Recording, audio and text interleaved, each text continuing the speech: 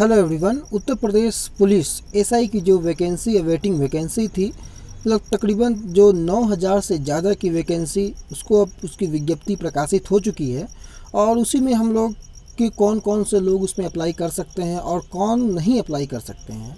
दूसरी बात है कि उम्र सीमा में छूट क्या है और कितनी वैकेंसी किन किन कैटेगरी वाइज है, सारी डिटेल हम लोग यहाँ पर लेंगे। तो इस वीडियो को आप अंत तक देखने का प्रयास जरूर करें। आपकी स्क्रीन के सामने दोस्तों उत्तर प्रदेश सरकार के माध्यम से जो वैकेंसी निकाली गई है उसका नोटिफिकेशन है। आप देख सकते हैं कि पुरुष एवं महिलाओं के लिए जो उप निरीक्षक नागरिक पुलिस और पुरुषों के लिए प्लाटून कमांडर के भी जो है पोस्ट, उसकी सीधी भर्ती 2020-21 को लेकर के यह निकाली गई है। इसमें क्या कुछ कहा गया है अगर आप स्टार्टिंग में देखें आप, तो पुलिस महानिदेशक उत्तर प्रदेश लखनऊ के द्वारा जो मुख्य बातें हैं मैं उसे आपको बताने का प्रयास करता हूं। तो आप देखिए कि इनकी जो उप निरीक्षक नागरिक पुलिस प्लाटून कमांडर पीएससी एवं अग्निशमन द्वितीय अधिकारी, ये दो इनकी जो नियुक्ति होने वाली है। वेतनमान जो होगा इनका 9300 से 34,800 और ग्रेड पे 4200, क्रमशः 9027, 484 एवं 23, यानी कि तीनों मिलाकर के अगर कुल पोस्ट की बात की जाए दोस्तों तो 9534 जो रिक्त पद हैं उनके लिए श्रेणीवार अब रिक्तियाँ निकाल दी गई हैं और उस पर जो है आवेदन मांगा गया है। तब से कब तक आवेदन भरने की तिथि है आगे वो भी हम लोग जानेंगे। जो पदों की जो संख्या है ये काफ़ी इंपॉर्टेंट है, जिसमें अनारक्षित यानी कि जनरल कैटेगरी जो है वो 3613 पोस्ट है। ईडब्ल्यूएस जो कि 10% इन्हें आरक्षण दिया गया है और 902 पोस्ट हैं। अन्य पिछड़ा वर्ग यानी कि ओबीसी को लेकर के जो है 2437 पोस्ट है। अनुसूचित जाति के लिए 1895 पोस्ट, अनुसूचित जनजाति को लेकर के 180 पोस्ट। ये उप निरीक्षक नागरिक पुलिस के लिए टोटल 9027 पोस्ट है दोस्तों। और यहाँ पर अगर हम बात करें आरक्षण का प्रतिशत को लेकर के, तो आप यहाँ देख सकते हैं कि जो स्वतंत्रता संग्राम सेनानी के आश्रित हैं उन्हें 2% और भूतपूर्व सैनिकों को 5% और महिलाओं को 20% का यहाँ आरक्षण का प्रतिशत निर्धारित किया गया है। पदों की संख्या भी इनके सामने आप देख सकते हैं, मेंशन किया गया है कि स्वतंत्रता संग्राम सेनानी के आश्रितों को 180, भूतपूर्व सैनिकों के लिए 451 और महिलाओं के लिए 1805। तो ये सभी चीज़ों को आप पॉज करके पढ़ सकते हैं। प्लाटून कमांडर को लेकर के अगर सीटों की संख्या की हम बात करें तो जनरल में जो है 194 सीट है, ईडब्ल्यूएस में जो 48 सीट है, ओबीसी के लिए जो है 131 सीट्स जो है वो निर्धारित है और अनुसूचित जाति के लिए 101 सीट और अनुसूचित जनजाति के लिए 10 सीट जो है वो निर्धारित की गई है। Total 484 post. वहीं अगर हम बात करें इनमें जो आरक्षण की, तो सेम आरक्षण की जो कोटि है प्रतिशत है वो सेम यहाँ भी डिपेंड किया गया है। पदों की संख्या अगर स्वतंत्रता संग्राम सेनानी के आश्रितों की बात की जाए तो 10 है और भूतपूर्व सैनिकों की बात की जाए तो 24 है। और इसी प्रकार से जब हम अग्निशमन द्वितीय अधिकारी की हम बात करें दोस्तों तो अनारक्षित के लिए 10 पोस्ट, ईडब्ल्यूएस के लिए 2 पोस्ट और ओबीसी के लिए 6, अनुसूचित जाति के लिए 5 और यहाँ अनुसूचित जनजाति के लिए 1 भी पोस्ट नहीं है। टोटल पोस्ट जो है वो 23 पोस्ट यहाँ पर निर्धारित की गई है। अब मुख्य बातों की ओर अगर हम चलें तो इसमें किस प्रकार के परीक्षा हैं, कब से शुरू है इनकी आवेदन की तिथि, तो यहाँ आप देख सकते हैं आवेदन प्रारंभ होने की तिथि दोस्तों 1 अप्रैल 2021 है, यानी कि 1 अप्रैल 2021 से आप आवेदन शुरू कर सकते हैं। और 1/4 यहाँ पर तिथि को लेकर के 1/4/2021 दिया हुआ है। आवेदन शुल्क जमा करने एवं आवेदन पत्र सबमिट करने की अंतिम तिथि जो है वो 30/4/2021 जो है वो आपको निर्धारित है रात्रि 12 बजे तक। इस भर्ती प्रक्रिया के लिए दोस्तों सभी अभ्यर्थी जो आवेदन शुल्क उनका होगा वो 400 रुपये मात्र निर्धारित किया गया है। और इसकी राष्ट्रीयता जो अर्हताएँ हैं वो है कि भारत के नागरिक होने चाहिए और तिब्बती शरणार्थी हों जो कि भारत में अस्थायी निवास के अभिप्राय में जो 1 जनवरी 1962 से पूर्व भारत आया हो, ये लोग जो है यहाँ के भर सकते हैं, अप्लाई कर सकते हैं। दूसरी बात है कि जो मुख्य बातें हैं कि अभ्यर्थियों को ऐसा होना चाहिए जिसके पक्ष में राज्य सरकार द्वारा पात्रता का प्रमाण पत्र जारी किया गया हो, परंतु यह श्रेणी ख के जो अपेक्षा की जाने वाली पुलिस उप महानिरीक्षक अभिसूचना शाखा उत्तर प्रदेश पात्रता का प्रमाण पत्र प्राप्त कर ले। परंतु यह भी ध्यान रखना है कि यदि कोई अभ्यर्थी जो उपयुक्त श्रेणी ग का हो तो पात्रता का प्रमाण पत्र 1 वर्ष से अधिक अवधि के लिए जारी नहीं किया जाएगा, यानी कि जो प्रमाण पत्र आपको जारी किया जाएगा वो आपको 1 वर्ष से अधिक का नहीं होना चाहिए, उसी को आपको संलग्न करना है। और 1 वर्ष की अवधि के आगे सेवा में इस शर्त पर रहने दिया जाएगा कि वह भारत की नागरिकता प्राप्त करे। तो ये उन लोगों के लिए जो ख और ग वाले, यानी कि जो भारत के नागरिक नहीं है, जो तिब्बती शरणार्थी हैं, भारतीय मूल का ऐसा व्यक्ति जो भारत में स्थायी निवास से अभिप्राय से पाकिस्तान हो, म्यांमार हो, श्रीलंका, इनके ऐसे कहीं देश से प्रव्रजन किया हो, उनके लिए है, आपके लिए इम्पोर्टेंट नहीं है। टिप्पणी यानी कि ऐसे अभ्यर्थियों के मामले में पात्रता का प्रमाण पत्र, ये जो दिशा निर्देश है दोस्तों, ये उन्हीं लोगों के लिए ज़्यादा इंपॉर्टेंट है। अब हम शैक्षणिक अर्हता की बात करें तो जो उप निरीक्षक, जो एसआई दरोगा का जो पोस्ट है, एवं प्लाटून कमांडर जो पीएससी के पोस्ट के लिए दोस्तों किसी भी भारत के किसी भी विश्वविद्यालय से स्नातक की डिग्री आपके पास होनी चाहिए या उसके समकक्ष कोई भी डिग्री होनी चाहिए। अगर अग्निशमन द्वितीय अधिकारी पद की बात करें दोस्तों, तो भारत में विधि द्वारा स्थापित किसी विश्वविद्यालय से विज्ञान में स्नातक उपाधि या सरकार द्वारा उनके समकक्ष मान्यता की कोई अर्हता होनी चाहिए, यह इसमें निर्धारित किया गया है। दूसरी बात की जो नोट है कि किसी भी अभ्यर्थी को अपेक्षित शैक्षणिक अर्हता अवश्य धारित करनी चाहिए, यानी कि इससे अगर आपकी शैक्षणिक अर्हता पूरी नहीं हो पा रही है तो आप इसमें जो है अपीयर नहीं हो सकते हैं और पात्र आप आगे के लिए नहीं होंगे। तो आवेदन पत्र भरते समय आप इस चीज़ का विशेष ध्यान दें। अगर आयु की बात करें हम, तो भर्ती के लिए जो है 1/7/2021 को 21 वर्ष की आयु जो है वो मिनिमम होना चाहिए और 28 वर्ष से अधिक की आयु ना हो, यह भी ध्यान आपको देना चलेगा। यानी कि जन्म जो है वो 1/7/1993 से पूर्व और 1/7/2000 के पश्चात जो है वो नहीं होना चाहिए। तो यहाँ पर इस चीज़ के लिए ध्यान देना है कि 21 वर्ष से 28 वर्ष के बीच की अवधि दिया गया है। लेकिन अगर हम बात करें कि अनुसूचित जाति, अनुसूचित जनजाति और अन्य ऐसे श्रेणी के अभ्यर्थियों के लिए जो है उच्चतर सीमा उतने वर्ष अधिक होंगे जितने रिक्तियों की अधिसूचना के समय अधिनियम में लागू सरकारी आदेशों के विनिर्दिष्ट की जाए। आगे इसमें हम लोग और विस्तार से देखेंगे कि क्या कुछ है। अभ्यर्थियों का चरित्र के बारे में भी बात किया गया है कि सरकारी सेवा में सेवा योजना के लिए सभी प्रकार से उपयुक्त हो, यानी कि उनकी चरित्र जो है वो नियुक्ति पदाधिकारी इस संबंध में अपना समाधान कर लेंगे, ऐसी भी इसमें बातें की गई हैं।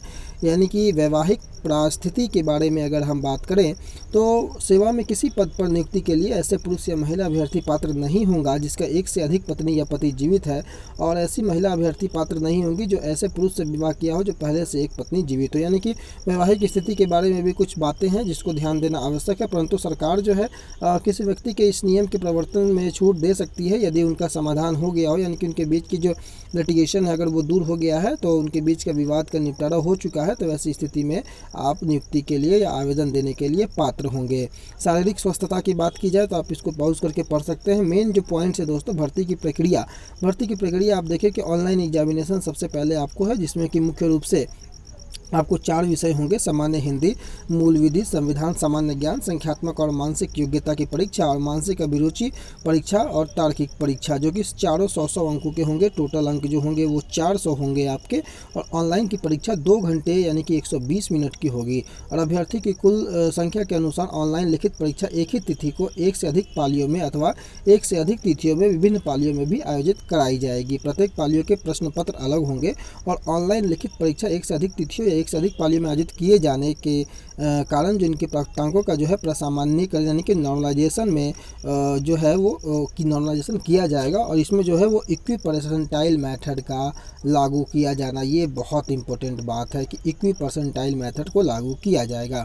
सेवा नियमावली में आगे क्या कुछ है इंपॉर्टेंट जो कि आप यहाँ पढ़ सकते हैं पॉज करके। मुख्य बातों की ओर अगर हम चलें तो ऑनलाइन परीक्षा के उपरांत जो है वो बोर्ड जो आमंत्रित किए जाने पर अभ्यर्थी अपनी आपत्ति को ऑनलाइन दर्ज भी करा सकते हैं। प्रश्न पत्र गलत होने पर, उनके विकल्पों का उपयुक्त न होने पर ऐसे प्रश्नों को निरस्त भी कर दिया जाएगा, इसकी भी व्याख्या इसमें कर दी गई है।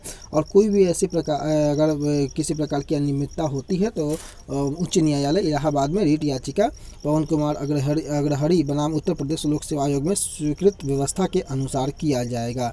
आगे की अगर हम बात करें दोस्तों शारीरिक मानक परीक्षण के, तो पुरुषों के हेतु जो ऊंचाई है वो सामान्य और अन्य पिछड़े वर्ग अनुसूचित जातियों के लिए अभ्यर्थियों के लिए जो न्यूनतम ऊंचाई 168 सेंटीमीटर होना चाहिए और 160 सेंटीमीटर अनुसूचित जनजाति के लिए। सीना की अगर हम बात करें तो सामान्य और अन्य पिछड़ी जाति अनुसूचित जाति के लिए जो है सीना जो है न्यूनतम आप 79 सेंटीमीटर बिना फुलाने पर और कम से कम 84 सेंटीमीटर फुलाने पर, और अनुसूचित जनजाति के लिए दोस्तों 77 सेंटीमीटर बिना फुलाने पर और 82 सेंटीमीटर से कम नहीं होना चाहिए, ऐसी व्याख्या इसमें नोटिफिकेशन में की गई है।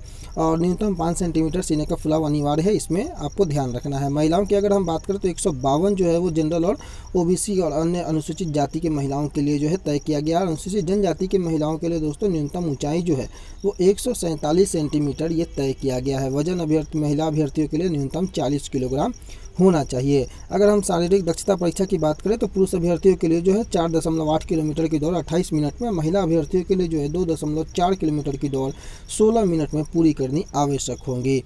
तो यह लिखित परीक्षा हो, शारीरिक परीक्षा हो, इसके लिए आप इन चीज़ों को विशेष रूप से ध्यान देंगे। आगे चयन और अंतिम श्रेष्ठता सूची की अगर हम बात करें तो 2 या 2 से अधिक अभ्यर्थी का अंक अगर समान होता है तो ऐसे अभ्यर्थियों को वरीयता दी जाएगी जो अधिमानी अर्हता क्रम के अनुसार कोई अधिमानी अर्हता रखता हो, यानी कि एक से अधिक अधिमानी अर्हता रखने वाले अभ्यर्थी को केवल एक ही अधिमानी अर्हता का लाभ होगा। यानी कि इसमें जो वरीयता का क्रम है वो किस प्रकार से होगा, वो रिजल्ट के बाद की बातें की जा रही हैं कि अगर एक समान अंक आता है तो किस प्रकार से आपका उसमें प्रेफरेंस मिलेगा उन अभ्यर्थियों को, तो उसके बारे में यहाँ पर विशेष अधिक आयु वाले अभ्यर्थियों को जो प्राथमिकता देने की बात की गई है।